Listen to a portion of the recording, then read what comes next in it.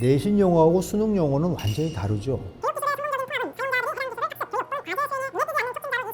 이해가 되세요? 한국말로 읽어도 무슨 말인지 잘 안 들어와요. 그거를 영어로 준 거예요. 글을 너무 짧게 줘갖고 맥락을 안 줘요. 첫 문장을 읽어보면 무슨 말인지 이해할 수가 없어요. 그러니까 너무 맹랑한 시험이지, 이 시험은. 안녕하세요. 서울대학교 영어교육과에 재직하고 있는 이병민 교수입니다. 우리가 뭘 알고 있을 때 이 지식의 가장 위험한 적이 뭐냐? 무지하다는 것이 아니고 오히려 내가 알고 있다라고 하는 환상? 착각? 이게 더 위험하다는 거예요. 그러니까 그게 무슨 뜻이냐 하면은 영어 이렇게 하면은 대한민국 사람들이 영어 안 배운 사람들이 없잖아요. 학교에서 뭐 짧게는 6년, 뭐 10년 아니면 20년씩 영어를 배웠잖아요. 그래서 자기가 영어를 배우는 방법 아니면 영어를 내가 공부하려고 할 때 접근하는 방식이 있어요. 근데 그게 별로 그렇게 효과적이지 않다는 거예요. 제 얘기는. 그러니까 학교에서 그동안 영어를 배웠고 그 다음에 뭐 엄마들도 시작하면은 뭐 어떻게 배워야 되지? 뭐 이런 생각들은 다 가지고 있잖아요. 저는 그 지식이 오히려 착각일 수 있다는 거예요. 그래서 한국 사람들이 되게 영어를 뭐 배운다라고 많이는 하지만은 실제로 그것이 언어를 배우는 방법은 아니거든요. 너 영어 처음 뭐 할래? 그러면 뭐 단어 배운다든지 아니면 뭐 문법부터 공부한다든지 뭐 이런 경향이 많잖아요. 그거는 제대로 된 언어를 배우는 방법이 아니죠. 이제 그런 거를 극복해서 뭔가 새로운 방법을 생각해야 되는데 이제 그런 착각에 빠지는 거죠. 그 영어를 배운다라는 말 자체도 무슨 능력을 배울래? 예를 들어서 뭐 글을 읽는 능력을 배울래? 아니면 뭐 말을 하는 능력을 배울래? 근데 우리가 일상적으로 얘기할 때는 영어를 잘하고 싶어요 하면 되게 이제 뭐 말을 잘한다라고 생각하잖아요. 그런데 그 사람이 말을 잘하기 위해서 하고 있는 행동을 보면 전혀 엉뚱한 행동을 하고 있는 거예요. 예를 들어서 학교에서도 뭐 아이들한테 듣기 능력을 가르쳐 준다 뭐 이러는데 듣기 능력하고는 관계없는 읽기 능력을 가르친다든지 그 다음에 뭐 말하는 능력을 가르쳐 준다고 하는데 자꾸 표현을 외우게 만들어요. 그러면 그거는 실제 생활에 갔을 때 영어를 해보라고 하면은 잘 못하거든요. 그렇게 배워갖고는 적절치 않은 방법으로 영어를 자꾸 공부하니까 시간도 낭비가 되고 학교에서 뭐 한 10년 배워도 영어를 잘 못하게 된다. 저는 이제 그런 말을 하고 싶은 거죠.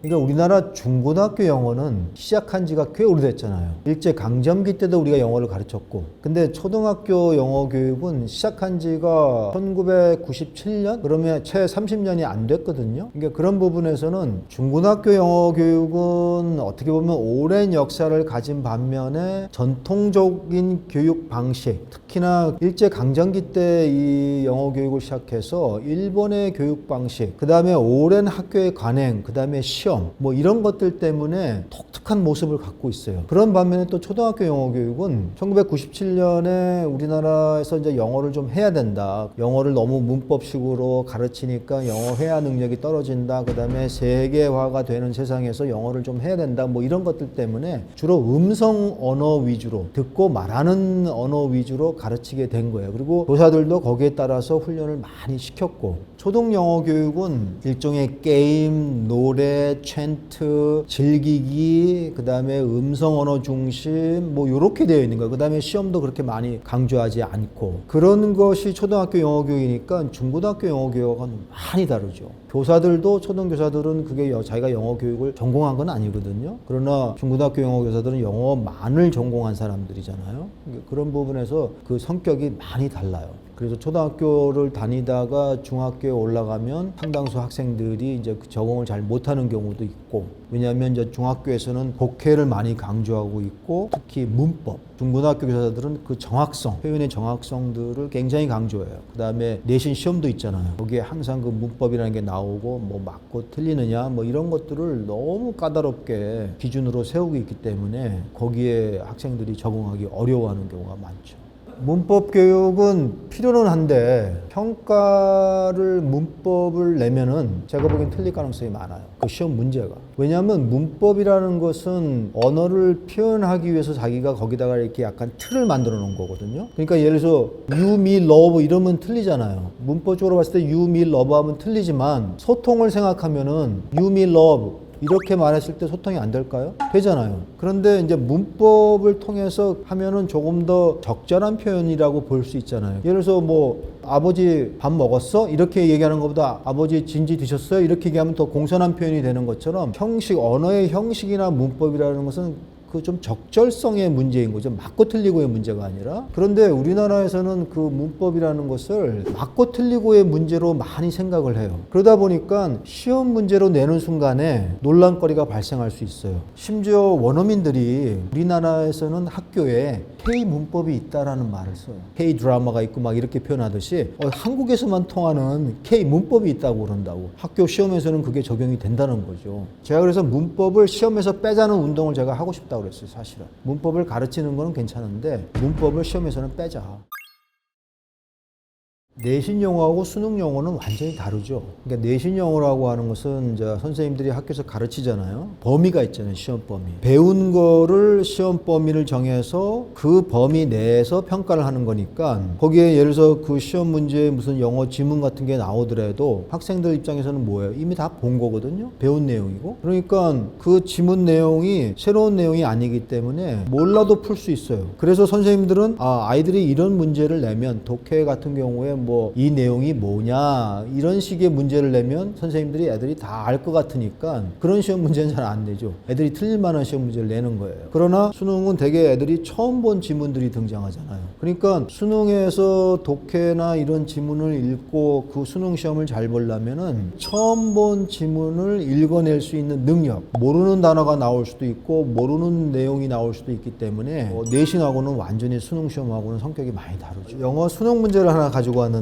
2021년도 수능 34번 문제가 제가 한번 예로 가져왔는데 이게 수능 빈칸 채우기 문항의 가장 큰 특징이 뭔지 아세요? 출제하시는 분들이 직접 쓴 글이 아니에요. 되게 학술적이고 전문적인 책이나 논문에서 가져온 경우가 되게 많거든요. Educational Technology에 대한 지문인데 수능 시험 문제의 독해 문제의 특징이 뭐냐면 글 길이가 굉장히 짧습니다. 되게 한 200단어도 안 돼요. 제가 한번 우리말로 번역을 한번 해본 거예요. 우리말로. 그러면 우리말이니까 훨씬 내용이 쉬울 거 아니에요. 영어로 읽는 것보다. 이 첫 문장이 이렇게 돼 있어요. 한번 들어보세요. 교육기술의 성공적인 통합은 사용자들이 해당 기술을 학습, 교육 또는 과제 수행에 눈에 띄지 않는 촉진자로 인식될 때 나타난다. 이해가 되세요? 한국말로 읽어도 무슨 말인지 잘 안 들어와요. 그거를 영어로 준 거예요. 책을 가져왔는데 이 책에 Foundations of Educational Technology 이렇게 돼 있어요. 제목이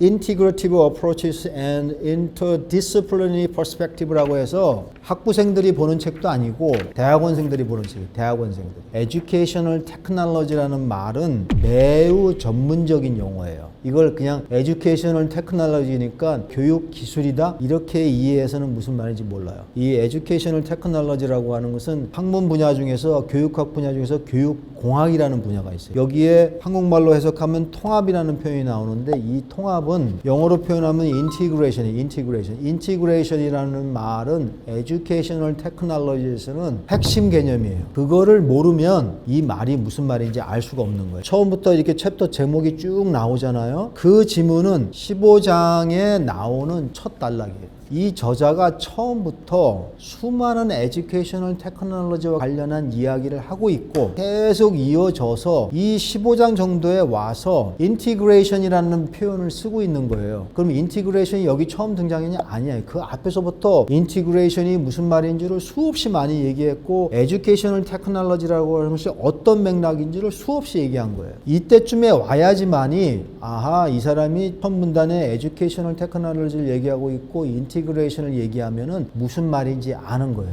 그런데 그런 맥락이 전혀 없이 그냥 툭 던지면 무슨 말인지 알 수가 없는 거예요. 글을 읽는데 맥락이라는 게 되게 중요한데 우리나라 이 수능 시험이라는 것은 도대체가 글을 너무 짧게 줘갖고 맥락을 안 줘요. 첫 문장을 읽어보면 무슨 말인지 이해할 수가 없어요. 그러니까 너무 맥락한 시험이지, 이 시험은. 한 가지 학교 교육의 모순이 뭐냐면 학교에서는 한 700시간, 800시간 정도 영어를 가르치잖아요. 우리나라 국가 영어 교육 과정에 보면은 단어 소개하는 것도 3,000개, 한 3,500개 정해져 있어요. 고등학교 3학년까지 영어 교육 과정에서 가르친다 이렇게 돼 있거든요. 근데 실제로 수능 시험을 보면은 그거보다 훨씬 어려워요. 학교에서는 교과서 진도를 나가고 시험을 보고 이런 식으로 이제 시스템이 운영이 되기 때문에 제가 이제 이런 질문을 던지는 거예요. 그러면 학교에서 영어를 배웠을 때 학교 영어 교육을 제대로 잘 따라가면 아이들의 영어 능력이 늘까? 제가 보기에는 학교에서 만약에 일주일에 3시간, 4시간을 했다 그러면은 학교 밖에서 그거의 3배, 4배를 해줘야 되는 거예요. 그렇게 하지 않으면 학교 내신 성적도 따라가기가 어렵고 수능 시험은 더욱이나 따라가기가 어려워요. 그러면 이제 초이스가 2개가 있는 거죠. 학생이 스스로 방과 후에 영어 공부를 열심히 하는 거야. 또 한 가지 방법은 학원을 가는 거죠. 그래야지 그 학생이 다시 학교로 와서 내신도 따라갈 수가 있고 다시 또 수능 시험을 볼 때 그 수능 시험도 따라갈 수가 있는 거예요. 구조가 그렇게 돼 있다고. 왜냐하면 평가라고 하는 것이 터무니없이 높게 돼 있으니까.